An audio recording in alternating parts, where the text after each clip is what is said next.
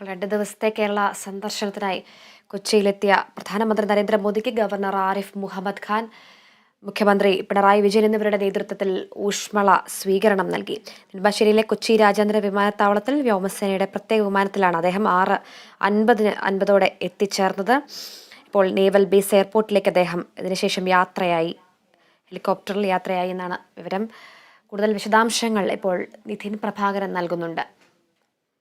നിധിൻ, ഇദ്ദേഹത്തിന് പ്രധാനമന്ത്രിയുടെ road show നമുക്കറിയാം 7:30 കൂടി തന്നെ ആരംഭിക്കുമെന്നാണ് അറിയുന്നത്. റോഡ് ഷോ ഉടൻ തന്നെ തുടങ്ങുമോ? എന്തൊക്കെയാണ് വിശദാംശങ്ങൾ? അനുജ, അല്പസമയത്തിന് അകം തന്നെ പ്രധാനമന്ത്രി നരേന്ദ്രമോദി പങ്കെടുക്കുന്ന റോഡ് ഷോ കൊച്ചിയിൽ ആരംഭിക്കും. നെടുമ്പാശ്ശേരി അന്താരാഷ്ട്ര വിമാനത്താവളത്തിൽ നിന്നും അദ്ദേഹം INS ഗരുഡയിൽ നേവൽ ആസ്ഥാനത്തെത്തി. അദ്ദേഹം അല്പസമയം മുമ്പ് നേവൽ ആസ്ഥാനത്ത് എത്തിയിട്ടുണ്ട്. ഇനി റോഡ് ഷോ ആരംഭിക്കുന്ന KPCC ജംഗ്ഷനിലേക്ക് എത്താനുള്ള ഒരു സമയം മാത്രമാണുള്ളത്. KPCC ജംഗ്ഷൻ മുതൽ സർക്കാർ ഗസ്റ്റ് ഹൗസ് വരെയുള്ള 1.25 കിലോമീറ്റർ ദൂരമാണ് റോഡ് ഷോ നടക്കുന്നത്. മണിക്കൂറുകളായി പ്രവർത്തകർ അദ്ദേഹത്തെ കാണാൻ ഇവിടെ കാത്തു നിൽക്കുകയായിരുന്നു. നേരത്തെ 6 മണിക്കായിരുന്നു റോഡ് ഷോ നിശ്ചയിച്ചിരുന്നത്. എന്നാൽ പ്രധാനമന്ത്രി എത്താൻ വൈകിയത് മൂലം അത് 7:30 മാറ്റുകയായിരുന്നു.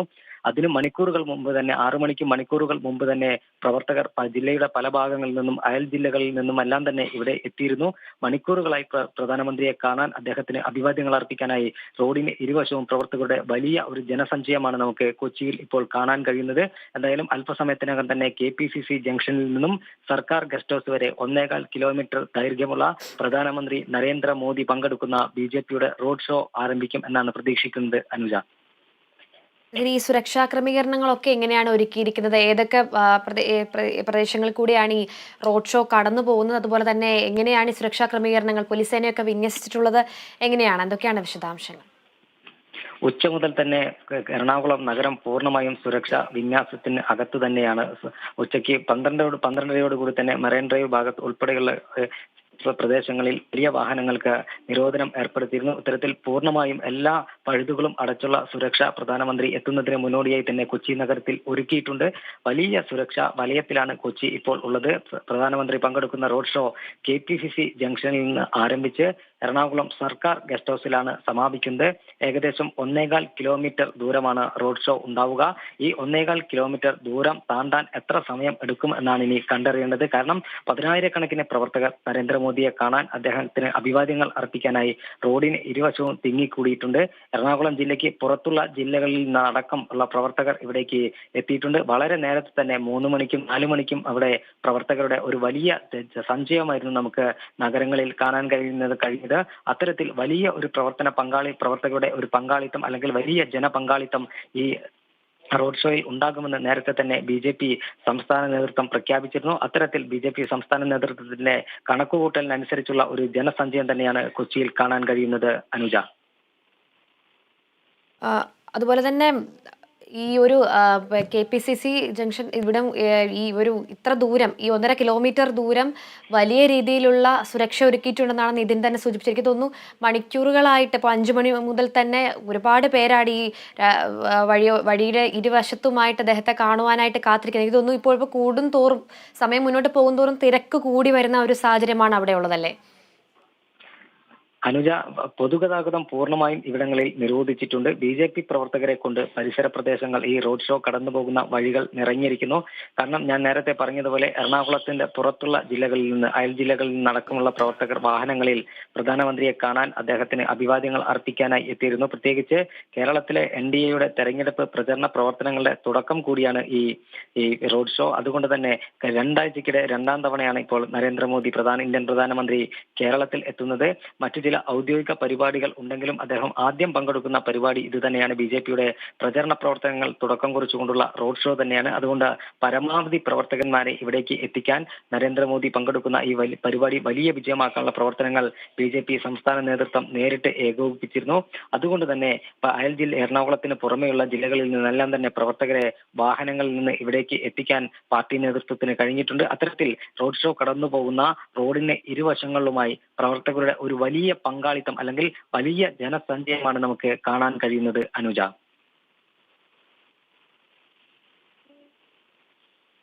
നിതിൻ, എന്തായാലും ഈ ഒരു വരവ്, അതായത് ഇതിനു മുൻപ് നമുക്കറിയാം, കുറച്ച് ഈ ഇടയ്ക്കിടെയുള്ള ഈ കേരള സന്ദർശനം എന്ന് പറയുന്നത് തന്നെ ഈ ലോക്സഭാ ഇലക്ഷനൊക്കെ മുന്നിൽ കണ്ടുകൊണ്ട് നടത്തുന്ന ഒരു സന്ദർശനം തന്നെയാണ്.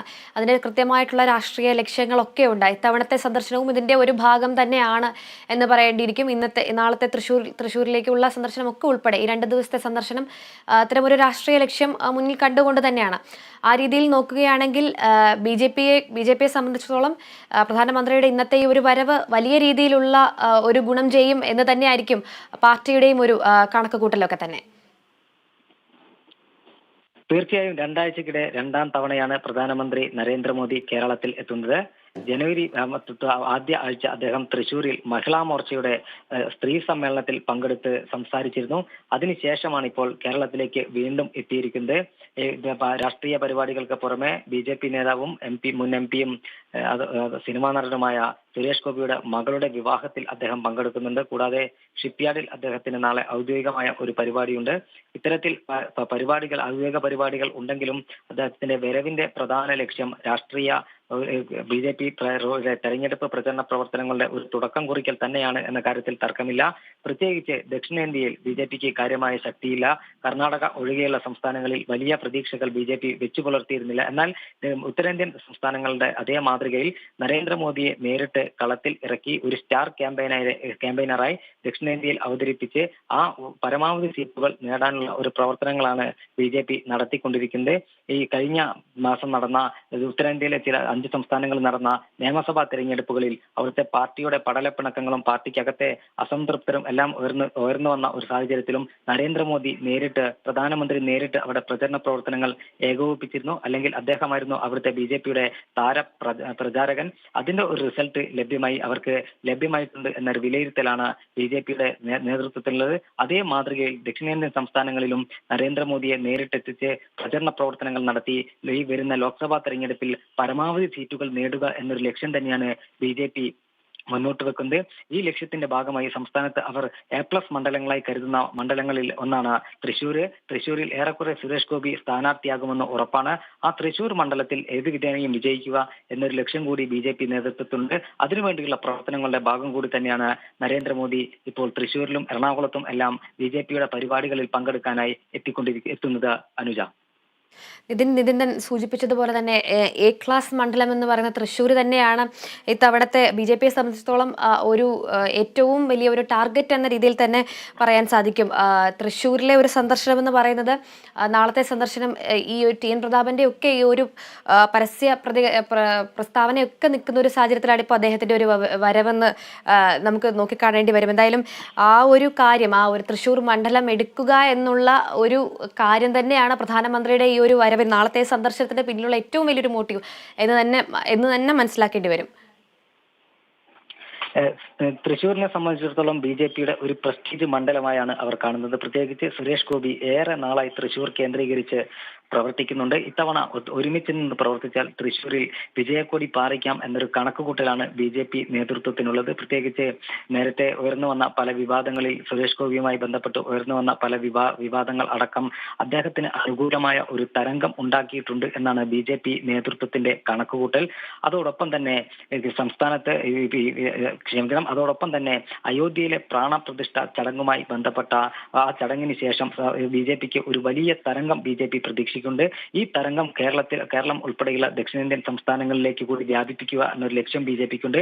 അതോടൊപ്പമാണ് സുരേഷ് ഗോപിയുടെ പ്രവർത്തനങ്ങളും BJPയുടെ സംഘടനാ പ്രവർത്തനങ്ങളും ഒരുമിച്ച് ചേർന്നാൽ, അല്ലെങ്കിൽ അത് ഒരുമിച്ച് മുന്നോട്ട് പോയാൽ തൃശ്ശൂരിൽ വിജയിക്കാം എന്നൊരു പ്രതീക്ഷയാണ് BJP ക്യാമ്പിനുള്ളത്. തൃശ്ശൂരും തിരുവനന്തപുരവുമാണ് അവർ ഏറെ പ്രതീക്ഷ വെച്ചു പുലർത്തുന്ന സംസ്ഥാനത്തെ 2 ലോക്സഭാ മണ്ഡലങ്ങൾ.